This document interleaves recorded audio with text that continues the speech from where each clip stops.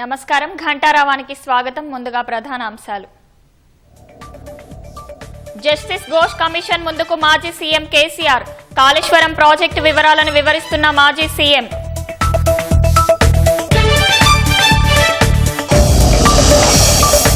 Congress BJP కుమ్మక్కు రాజకీయాలు చేస్తున్నాయన్న కేటీఆర్. కాళేశ్వరంపై కావాలనే దుష్ప్రచారం చేస్తున్నారని మండిపాటు. ఫోన్ ట్యాపింగ్ కేసులో మళ్లీ విచారణకు హాజరైన ప్రభాకర్ రావు. 4 నిందితుల వాంగ్మూలాల ఆధారంగా విచారణ.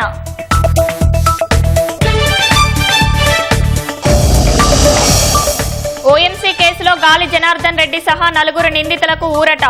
జైలు శిక్షను సస్పెండ్ చేసిన హైకోర్టు. బెయిల్ మంజూరు.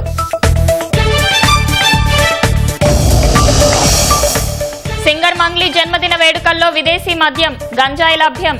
పరీక్షల్లో 9 మందికి గంజాయి పాజిటివ్. నిర్వాహకులపై కేసు నమోదు.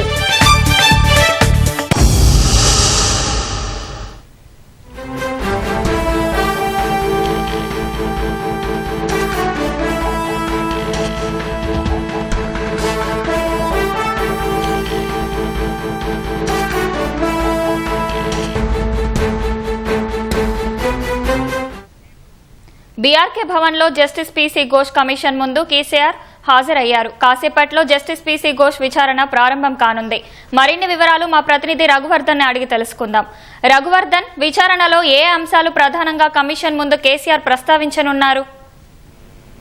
కాసేపటి క్రితం కేసీఆర్ విచారణ ప్రారంభమైంది. కాళేశ్వరం ఆనకట్టకు సంబంధించి విచారణ చేస్తున్న జస్టిస్ పీసీ ఘోష్ కమిషన్ ముందు ఇవాళ మాజీ ముఖ్యమంత్రి బీఆర్ఎస్ అధినేత కేసీఆర్ హాజరయ్యేందుకు సంబంధించిన అంశాలపై చర్చించారు. ప్రస్తుతం 2 నిమిషాల క్రితం ఓపెన్ కోర్టులో విచారణ ప్రారంభమైంది. అయితే కేసీఆర్ కొంత స్వల్పంగా గత 2 రోజుల నుంచి జలుబుతో స్వల్ప అనారోగ్యంగా ఉండడంతో ఎవరు లేకుండా విచారణ చేయాలని కేసీఆర్ కోరారు. అందుకు అనుగుణంగా జస్టిస్ పీసీ ఘోష్ కూడా అనుమతించారు. అంటే సాధారణంగా ఓపెన్ కోర్టులో విచారణ జరుగుతున్నప్పుడు మీడియా ప్రతినిధులతో పాటు ఎవరిని విచారణ చేస్తారో వారి వెంట వచ్చిన మనుషులతో పాటు కమిషన్ కు సహాయకంగా ఉన్న నీటిపారుదల శాఖ ఇంజనీర్లు, అధికారులు కూడా ఉంటారు. అయితే ఇప్పుడు వారెవరూ లేకుండా కేవలం జస్టిస్ పీసీ ఘోష్ కేసీఆర్ ను ప్రశ్నిస్తున్నారు. ఇందుకు సంబంధించిన అంశాలపై ప్రశ్నించనున్నారు. ప్రధానంగా ప్రాణహిత చేవెళ్ల ప్రాజెక్టును కాళేశ్వరం ప్రాజెక్టుగా రీఇంజనీరింగ్ చేయడము, మేడిగడ్డ, అన్నారం, సుందిళ్ల వద్ద ఆనకట్టల నిర్మాణంతో పాటు అందుకు సంబంధించిన అంశాలు, డిజైన్లు, ఆయా ఆనకట్టల నిర్మాణానికి సంబంధించిన టెండర్లు, ఒప్పందాలు, వీటితో పాటు నిర్మాణ నాణ్యతతో పాటు నిర్వహణ అంశాలు, ప్రత్యేకించి కాళేశ్వరం కార్పొరేషన్ ఏర్పాటు, కాళేశ్వరం కార్పొరేషన్ సంబంధించిన కార్యకలాపాలు, ఆ కార్పొరేషన్ ద్వారా తీసుకున్న రుణాలు, ఆ రుణాలను తిరిగి చెల్లించే విధానానికి సంబంధించి ఎక్కువగా జస్టిస్ పీసీ ఘోష్ దృష్టి సారిస్తున్నారు. ఇప్పటి వరకు ఇంజనీర్లు కావచ్చు, నీటిపారుదల శాఖ ఉన్నతాధికారులు కావచ్చు, ఆర్థిక శాఖ ఉన్నతాధికారులు కావచ్చు, వీరందరినీ కూడా జస్టిస్ పీసీ ఘోష్ ఇవే అంశాలపై ప్రధానంగా ప్రశ్నించారు. ప్రస్తుతం విచారణ తుది దశలో ఉన్న నేపథ్యంలో విధానపర నిర్ణయాలపై జస్టిస్ పీసీ ఘోష్ ప్రశ్నిస్తున్నారు. అందులో భాగంగానే మాజీ మంత్రులు ఈటెల రాజేందర్, హరీష్ రావు కూడా ప్రశ్నించారు. ఆర్థిక, నీటిపారుదల శాఖ మంత్రులుగా వారు పనిచేస్తున్న నేపథ్యంలో అందుకు సంబంధించి వారి హయాంలో జరిగిన ఈ అంశాలకు సంబంధించి ప్రశ్నించారు. ఇప్పుడు మాజీ ముఖ్యమంత్రి కేసీఆర్ ను ప్రశ్నిస్తున్నారు. 2014 జూన్ 2 నుంచి 2023 ఎన్నికల వరకు కేసీఆర్ ముఖ్యమంత్రిగా ఉన్నారు. ముఖ్యమంత్రిగా ఉండడంతో పాటు 2వ దఫాలో నీటిపారుదల శాఖను పూర్తి స్థాయిలో కేసీఆర్ చూశారు. ఆ సమయంలోనే కాళేశ్వరం ప్రాజెక్టు ప్రారంభోత్సవం జరిగింది. ప్రారంభోత్సవంతో పాటు సమస్యలు కూడా తలెత్తాయి. మేడిగడ్డ పియర్స్ కూడా కేసీఆర్ నీటిపారుదల శాఖ బాధ్యతలు చూసినప్పుడు జరిగింది. ఇదే సందర్భంగా కొన్నాళ్ల పాటు ఆర్థిక శాఖ కూడా కేసీఆర్ వద్ద ఉంది. ఇందుకు సంబంధించిన అంశాలపై జస్టిస్ పీసీ ఘోష్ ప్రశ్నించనున్నారు. ప్రత్యేకించి విధానపర నిర్ణయాలు, కాళేశ్వరం ప్రాజెక్టు ఎందుకు చేపట్టాల్సి వచ్చింది, కాళేశ్వరం అప్పటికే ఉన్న తమ్మిడి హటిని కాదని మేడిగడ్డతో పాటు అన్నారం, సుందిళ్ల వద్ద బ్యారేజ్లను నిర్మించాలని ఎందుకు నిర్ణయం తీసుకున్నారు, అందుకు ప్రాతిపదిక ఏమిటి, ఏ కారణంతో చేపట్టారు అన్న అంశాలతో పాటు ప్రాణహిత చేవెళ్లలో చేసిన ధనానికి సంబంధించిన అంశాలపై కూడా చర్చించున్నారు. ఇదే సందర్భంలో అన్నారం, సుందిళ్ల ప్రతిపాదిత ప్రాంతాల నుంచి కాకుండా వేరే ప్రాంతాల వద్ద ఎందుకు ఆనకట్టలు నిర్మించాల్సి వచ్చిన విషయమే కూడా జస్టిస్ పీసీ ఘోష్ దృష్టి సారిస్తున్నారు. వీటితో పాటు వాటికి సంబంధించిన సీక్ అండ్ ఫైల్ పరిజ్ఞానము, నాణ్యత, నిర్మాణ అంశాలను కూడా చర్చించున్నారు. అటు టెండర్ ఒప్పందాలకు సంబంధించి కూడా మొదట్లో చేసుకున్న టెండర్ ఒప్పందాలలో కొన్ని అంశాలను తర్వాత మార్చారు. అందుకు సంబంధించి కూడా అటువంటి టెండర్ ఒప్పందాలను మార్చవచ్చా, మారిస్తే ఎందుకు మార్చారు, ఎవరి ఆమోదంతో మార్చారని కూడా జస్టిస్ పీసీ ఘోష్ దృష్టి సారిస్తున్నారు. వీటితో పాటు కాళేశ్వరం కార్పొరేషన్ కి సంబంధించి ఈ మేడిగడ్డ, అన్నారం, సుందిళ్లతో పాటు కాళేశ్వరం ప్రాజెక్టు నిర్మాణం కోసం ప్రత్యేకంగా special purpose vehicle Kaleshwaram irrigation corporation ఏర్పాటు చేశారు. దాని ద్వారానే కేంద్ర ప్రభుత్వ సంస్థలు కావచ్చు, బ్యాంకుల నుంచి రుణాలు తీసుకున్నారు. ఆ రుణాలకు సంబంధించి కూడా ఆ రుణాలు ఆర్థికపరమైన అంశాలు కూడా జస్టిస్ పీసీ ఘోష్ ప్రశ్నించున్నారు. అటు ప్రత్యేకించి ఈ రుణాలు తీసుకునే సమయంలో దాని కార్పొరేషన్ రుణాలను కార్పొరేషన్ కి వచ్చే ఆదాయం నుంచే చెల్లించాలని ఉంది. కానీ రాష్ట్ర ప్రభుత్వం మాత్రం బడ్జెట్ ద్వారా వాటి రుణాలు చెల్లింపు చేసింది. ఇందుకు ఈ అంశంపై కూడా చర్చించనున్నారు. అటు మేడిగడ్డతో పాటు అన్నారం సుందిలో వచ్చిన సమస్యలు, వైఫల్యాలపై ఎన్డీఎస్ఏ నిపుణుల కమిటీ నివేదిక ఇచ్చింది. అక్కడ ఉన్న లోపాలను ఎత్తి చూపింది. దీంతో పాటు రాష్ట్ర ప్రభుత్వం కూడా విజిలెన్స్ విచారణకు ఆదేశించింది. ఆ విజిలెన్స్ విభాగం కూడా నివేదిక ఇచ్చింది. ఈ ఆనకట్ట నిర్మాణం, అందులోని నాణ్యత, లోపాలు, సాంకేతిక అంశాలకు సంబంధించి ఎన్డీఎస్ఏ నిపుణుల కమిటీతో పాటు విజిలెన్స్ ఇచ్చిన నివేదికల ఆధారంగా కూడా జస్టిస్ పీసీ ఘోష్ ప్రశ్నించనున్నారు. ఆర్థికపరమైన అంశాలకు సంబంధించి చూసుకుంటే కాళేశ్వరం ప్రాజెక్టుపై కంట్రోలర్ అండ్ ఆడిటర్ జనరల్ గతంలోనే ఒక నివేదిక ఇచ్చింది. ఆ నివేదికలో పలు ఆర్థిక అంశాల ఆధారంగా కూడా జస్టిస్ పీసీ ఘోష్ ప్రశ్నించనున్నారు. మొత్తంగా రీ ఇంజనీరింగ్ మొదలుకుంటే ఈ మేడిగడ్డ పియర్స్ కుంగినంత వరకు అన్ని అంశాలకు సంబంధించి, ఆర్థికపరమైన అంశాలకు సంబంధించి, విధానపర నిర్ణయాలకు సంబంధించి జస్టిస్ పీసీ ఘోష్ కేసీఆర్ ను ప్రశ్నించనున్నారు. ధన్యవాదాలు రఘువర్ధన్.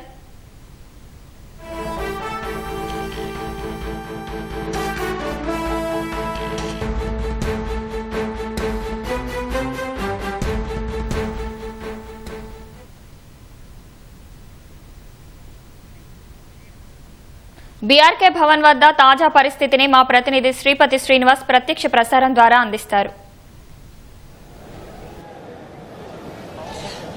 బీఆర్కే భవన్ దగ్గర జస్టిస్ పీసీ ఘోష్ కమిషన్ విచారణ అయితే ప్రారంభమైంది. సాధారణంగా అయితే విచారణకు మీడియా ప్రతినిధులను కావచ్చు, లేదంటే ఎవరైతే వచ్చారో విచారణకు ఆయనతో వచ్చిన వాళ్ళను కూడా అనుమతిస్తారు.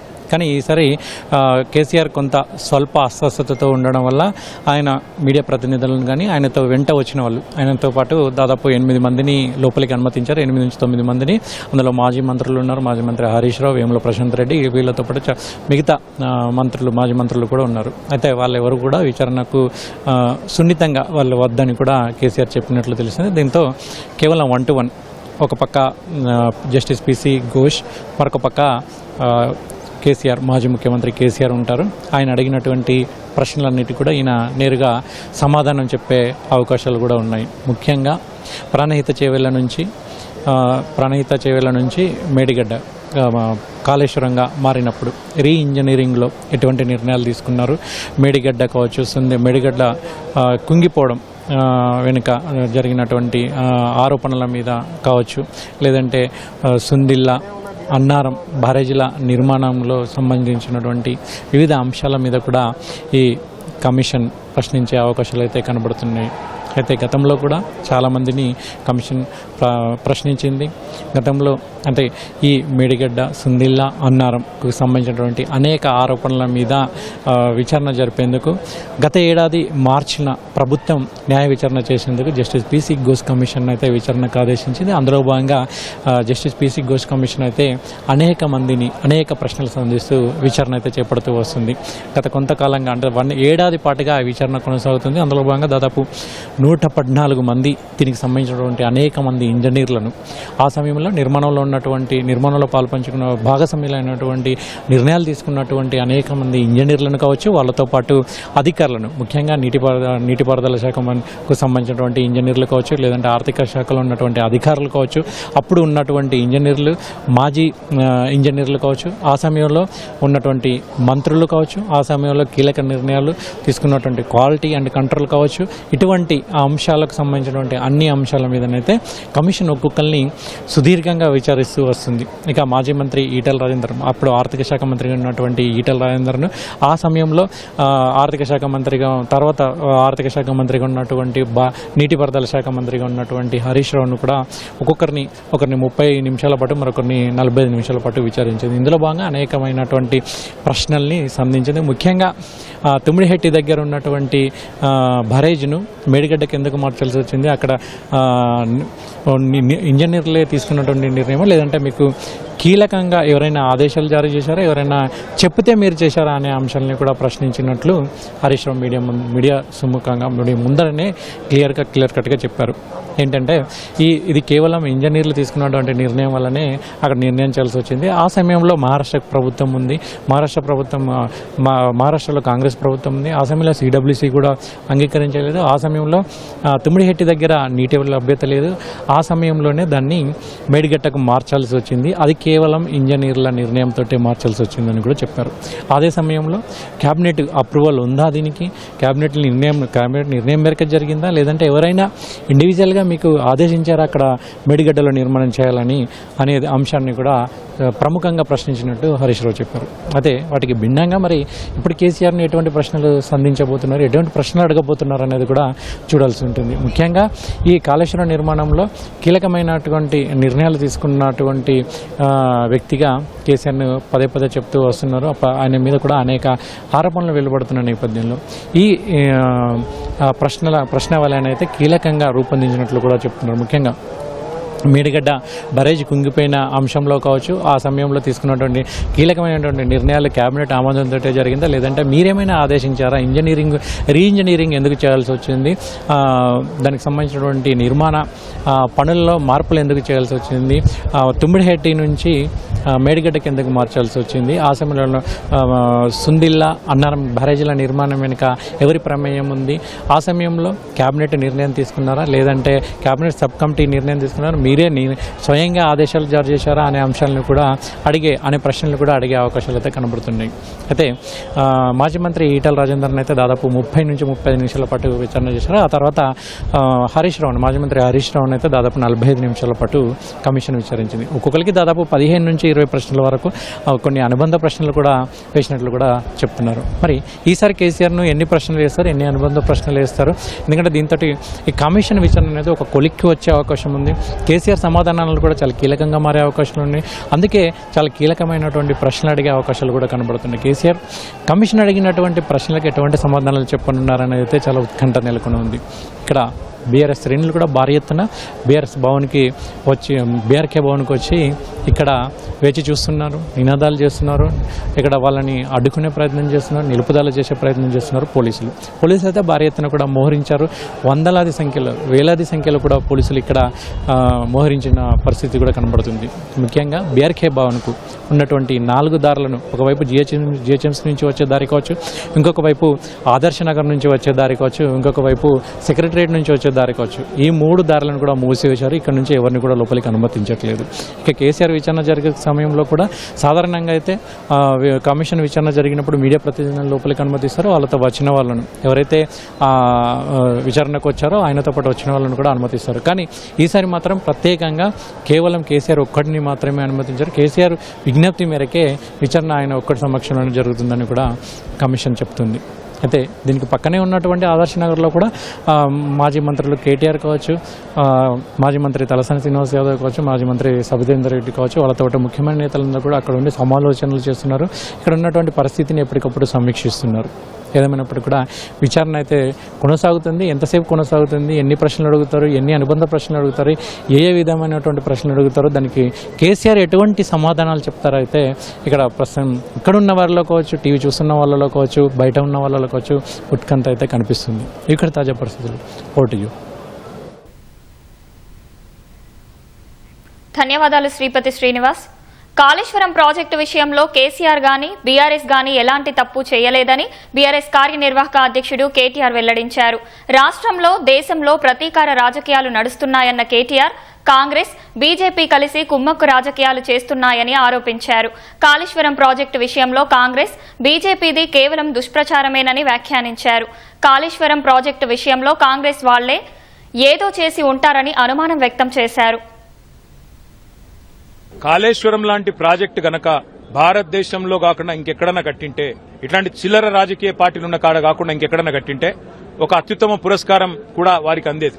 3 గార్జెస్ అనే డ్యాం చైనాలో ఉంది. దాని కట్టనికి 16 ఏళ్లు పట్టింది. కానీ అదే కాళేశ్వరం ప్రాజెక్టు కేవలం 4 ఏళ్లలో పూర్తి చేసి కేసీఆర్ గారు 45 లక్షల ఎకరాలకు నీళ్లిచ్చే ప్రయత్నం చేసి తెలంగాణను 1 కోటి ఎకరాల మాగాణం చేసింది కేసీఆర్ గారు. అందుకే ఈ రోజు కేసీఆర్ గారి మీద ఏదైతే కక్ష సాధింపు చర్యలు బీజేపీ కాంగ్రెస్ కలిసి చేస్తున్నాయో, దున్నపోతు ఈ నిందను ఒకడంటే దుడ్డను కట్టేయమని ఇంకోడన్నట్టు 100 కంపోనెంట్లుండే కాళేశ్వరం ప్రాజెక్టులో ఒక్క కంపోనెంట్ లో ఒక్క మేడిగడ్డ బరాజ్లో 2 పిల్లర్లకు పగుళ్లు వస్తే అది కూడా కాంగ్రెస్ వాళ్ళే లుచ్చా పని చేసి ఉంటారని నా నమ్మకం. ఈ రోజు కూడా ఖచ్చితంగా మరి ఇవాళ కేసీఆర్ గారిని బద్నాం చేయాలనే కుట్ర ఏదైతే కాంగ్రెస్ బీజేపీ చేస్తున్నదో ఇది కమిషన్ ముందు కూడా విచారణలో నిజాలు బయటకు వస్తాయి.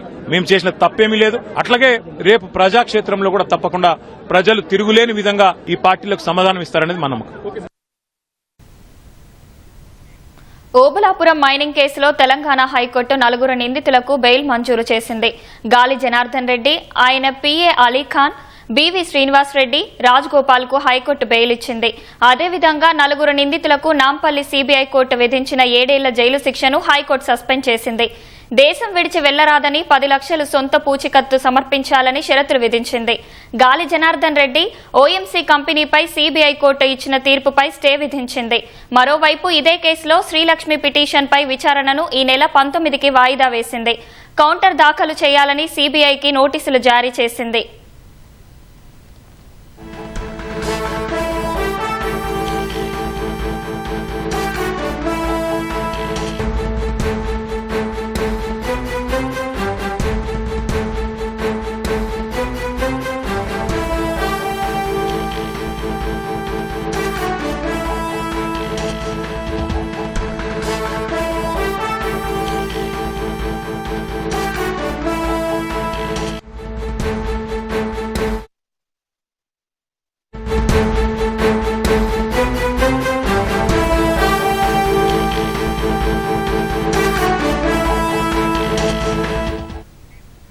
ప్రముఖ గాయని మంగ్లీ జన్మదిన వేడుకల్లో విదేశీ మద్యం, గంజాయి లభ్యమయ్యాయి. మరిన్ని వివరాలు మా ప్రతినిధి నాగార్జునను అడిగి తెలుసుకుందాం. నాగార్జున, మంగ్లీ జన్మదిన వేడుకల్లో ఏం జరిగింది? రాత్రి రంగారెడ్డి జిల్లా చేవెళ్ల పరిధిలో ఉన్నటువంటి ఇళ్లపల్లి గ్రామ శివార్లో ఈ త్రిపుర రిసార్ట్ అనే దాంట్లో ఈమె బర్త్డే వేడుకలు నిర్వహించారు. ఈ బర్త్డే వేడుకలో సుమారు 50 మంది కూడా పాల్గొన్నట్లుగా గుర్తించడం జరిగింది. ఎక్కువ శబ్దాలు, విదేశీ మద్యం వినియోగం అని సమాచారం అందడంతో ఎస్ఓటి పోలీసులు స్థానిక చేవెళ్ల పోలీసులతో కలిసి సోదాలు చేసేందుకు రాత్రి 1 గంట ప్రాంతంలో సోదాలు చేశారు. వెంటనే అక్కడ విదేశీ మద్యం బాటిల్ స్వాధీనం చేస్తున్నారు. దాంతో పాటుగా రెగ్యులర్ గా ఇలాంటి తనిఖీల్లో భాగంగా వాళ్ళు ఈ డ్రగ్స్ తీసుకునే యాంగిల్లో కూడా డ్రగ్ టెస్టులు నిర్వహించారు కిట్లతోటి. అందులో భాగంగా 9 మందికి గంజాయి పాజిటివ్ వచ్చినట్లుగా మనకు సమాచారం ఉంటుంది. దీనికి సంబంధించిన అధికారిక ప్రకటన పోలీసులు ఇంకా వెల్లడించలేదు. ప్రస్తుతానికైతే దీనికి సంబంధించి ఆ పార్టీకి సంబంధించి మంగ్లీపై కేసు నమోదైంది.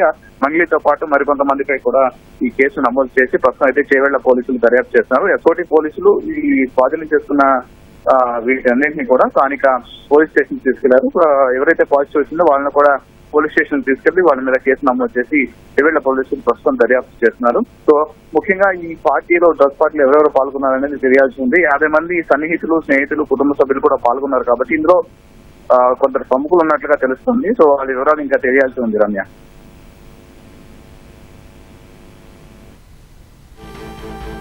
ధన్యవాదాలు నాగార్జున.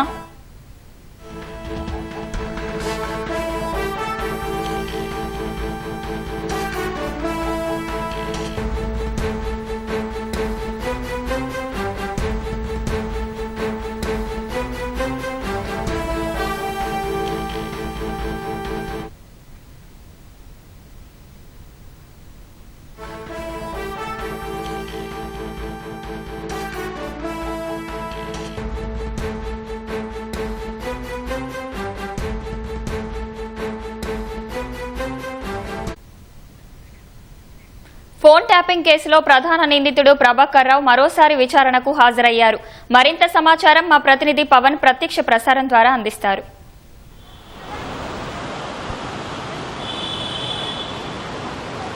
ఫోన్ ట్యాపింగ్ కేసులో ఇవాళ సిట్ ఎదుట రెండోసారి ప్రభాకర్ రావు విచారణకు హాజరయ్యారు. 11 గంటల సమయంలో ఆయన జూబ్లీహిల్స్లోని పిఎస్ వద్దకు చేరుకున్నారు. ప్రస్తుతం గంట సేపటిగా కూడా ప్రభాకర్ రావు విచారణ అయితే కొనసాగుతుంది. ఈ ఫోన్ ట్యాపింగ్కి సంబంధించి ఎవరి ఆదేశాలతో ఈ ఫోన్ ట్యాపింగ్కు పాల్పడ్డారు, ఎవరికి సమాచారాన్ని చేరవేశారు, అలాగే ఫోన్ ట్యాపింగ్ చేయాల్సినటువంటి వారి జాబితా ఎవరిచ్చారు అనేటువంటి అంశాలపైన ప్రధానంగా ఇవాళ సిట్ అధికారులు అయితే దృష్టి సారించనున్నారు. మొన్న ఈ నెల 9వ తారీఖున ప్రభాకర్ రావు సిట్ విచారణకు హాజరయ్యారు. ఆ రోజు కాస్త విరామం ఇస్తూ ఆయనని ప్రశ్నించారు పోలీసులు. ఎందుకంటే ఆయన సుదీర్ఘంగా విదేశాల నుంచి ప్రయాణం చేసి రావడం ఒకటి, అలాగే అనారోగ్య సమస్యలతో పాటు వీటి కారణంగా అయితే ఆయనను మరింత లోతుగా దర్యాప్తు చేయలేదు. ఇవాళ మరింత లోతుగా అయితే ప్రభాకర్ రావును అయితే పోలీసులు విచారించనున్నారు. ఎందుకంటే ఆయన మొన్న విచారణ సందర్భంగా అయితే ప్రభాకర్ రావును అప్పుడు 2023 అసెంబ్లీ ఎన్నికల్లో కావచ్చు, అంతకుముందు మునుగోడు ఉప ఎన్నికల్లో కావచ్చు, ఈ సందర్భంలో ఫోన్ ట్యాపింగ్ జరిగినట్టుగా కూడా పోలీసులు కేసు నమోదు చేశారు. అయితే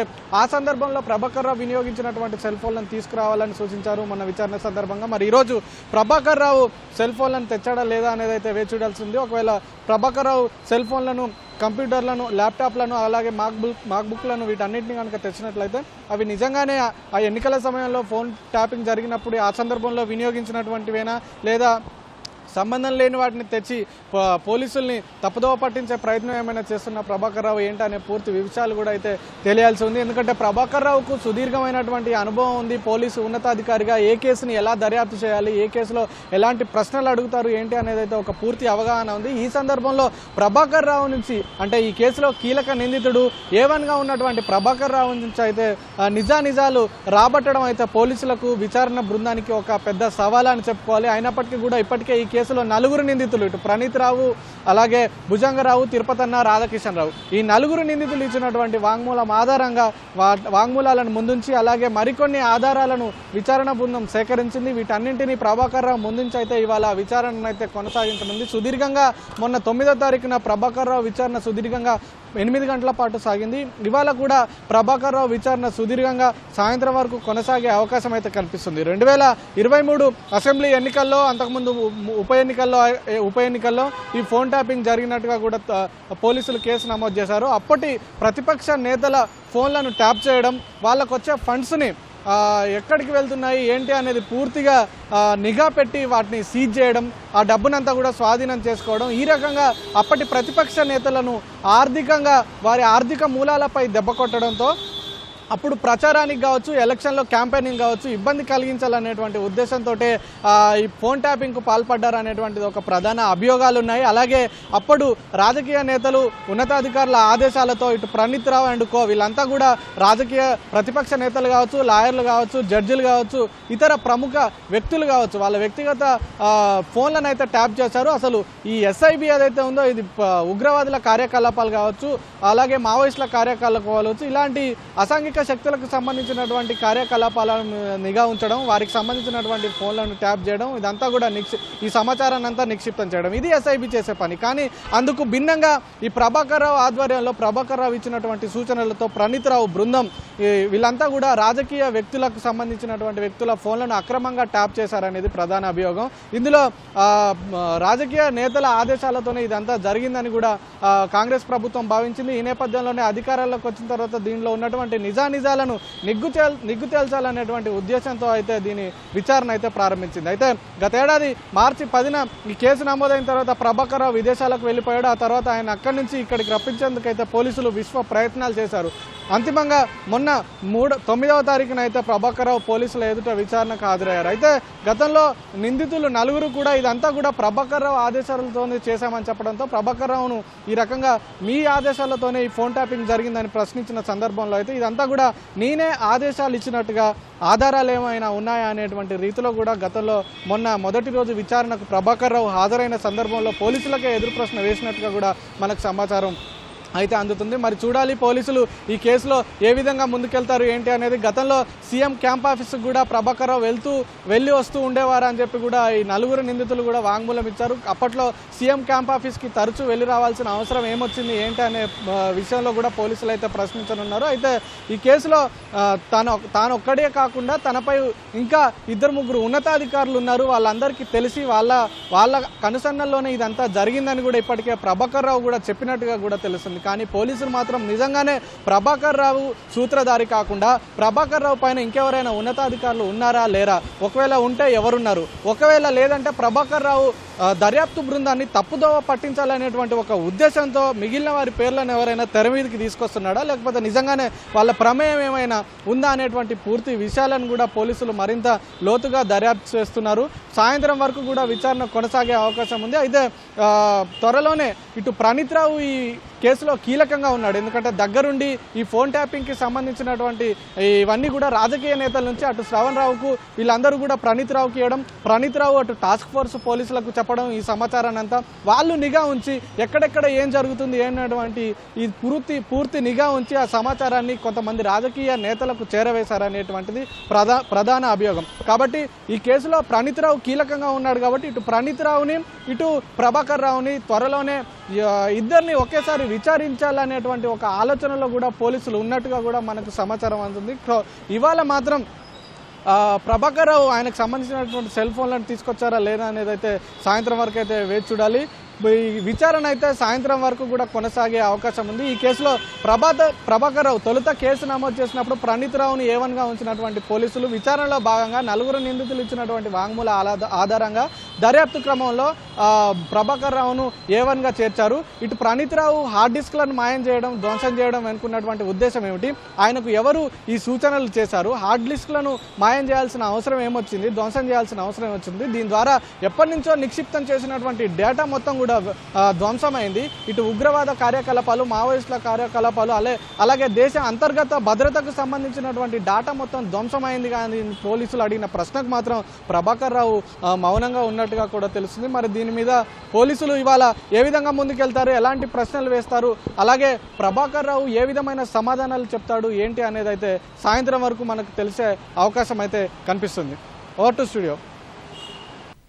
రాష్ట్రంలో పాఠశాలకు వెళ్లని విద్యార్థులు ఎవరూ ఉండకూడదనే ఉద్దేశంతో ప్రభుత్వం ప్రతిష్టాత్మకంగా బడిబాట అనే కార్యక్రమానికి శ్రీకారం చుట్టిందని మెదక్ జిల్లా కలెక్టర్ రాహుల్ రాజ్ అన్నారు. బడిబాట కార్యక్రమంలో భాగంగా మంబోజిపల్లి మండలం పరిషత్ ప్రాథమిక పాఠశాల నుంచి ఆవుసూలపల్లి ప్రాథమికోన్నత పాఠశాల వరకు 10K రిలే వాకింగ్ నిర్వహించారు. ఈ ర్యాలీని కలెక్టర్ రాహుల్ రాజ్ జెండా ఊపి ప్రారంభించారు. ప్రభుత్వ పాఠశాలలో కార్పొరేట్ పాఠశాలలకు దీటుగా మంచి మౌలిక వసతులు కల్పించడం జరిగిందనే విషయాన్ని ప్రజలకు తెలియజేయడం కోసం ఈ అవగాహన ర్యాలీ చేపట్టడం జరిగిందన్నారు. అంగన్వాడీ టీచర్లు, ప్రభుత్వ ఉపాధ్యాయులు ఇల్లు తిరిగి బడికి రాని విద్యార్థులను గుర్తించి వారిని పాఠశాలలో చేర్పించే విధంగా కృషి చేయాలన్నారు.